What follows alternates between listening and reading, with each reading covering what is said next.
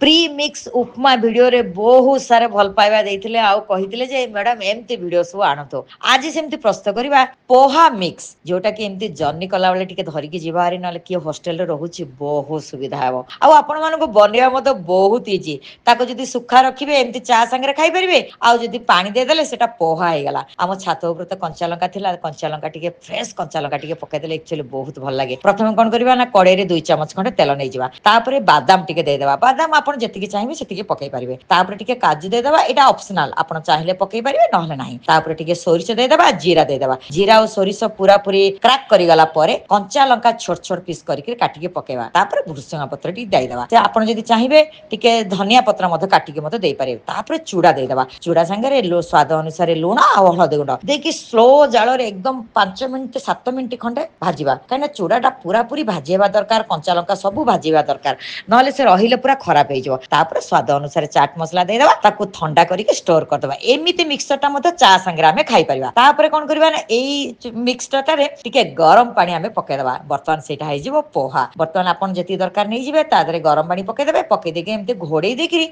10 minute खंडे रखि देबे 10 मिनिट परे खोली के देखिबे से पूरा पोहा रेडी पूरा चूड़ाटा खिला खिला हो जाइथिबो एकदम सॉफ्ट हेकरी बहुत सुंदर हो जाइथिबो ता दे टिके चाहिले लेंबू रस पके परिबे टिके सेउ दे परिबे नले प्याज टिके मते दे परिबे।